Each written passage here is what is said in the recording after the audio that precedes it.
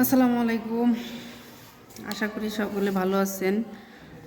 আজকে আমরা 12 পৃষ্ঠার পঞ্চম শ্রেণীর গণিতের সহজ পদ্ধতিতে ভাগ একটি অঙ্ক দেখিয়ে দিলেই কিন্তু আমার যে পঞ্চম শ্রেণীর শিক্ষার্থীবৃন্দ আছে তারা কিন্তু অতি সহজেই সব ভাগ করতে পারবে।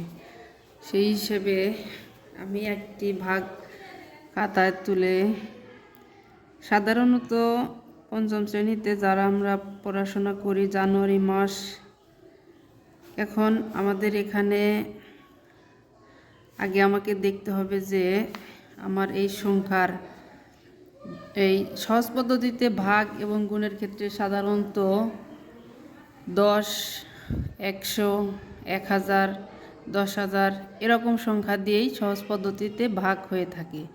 সেই জন্যে আমাদেরকে আগে লক্ষ্য করতে হবে একের পরে কয়টি শূন্য আছে।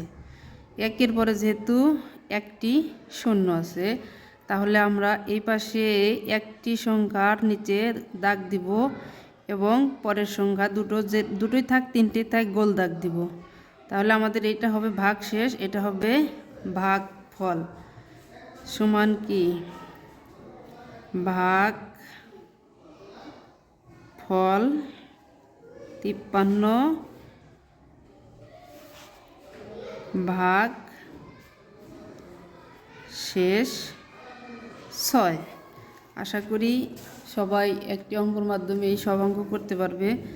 যাই হোক, এখানে 4 নাম্বার একটা অঙ্ক করি, অথবা 4 নাম্বার অঙ্কটি করি। 64, 100। এখন এখানে কয়টি শূন্য আছে? দুটি শূন্য, তাহলে এখানে 2 থাক। এটা হচ্ছে ভাগফল, এটা ভাগশেষ সমান কি ভাগ ফল 64 ভাগ শেষ 0। এভাবে একদম আমরা 6 নাম্বার অঙ্ক, কারণ এভাবে সব অঙ্ক করতে যাই 5 নাম্বার করে দিই। 0 ভাগ 100। এখন কয় ঘর? 2 ঘর, 2 ঘর। তাহলে আমার ভাগফল 7, 5 ভাগ শেষ 60। 6 নম্বর অঙ্ক যদি করি 9026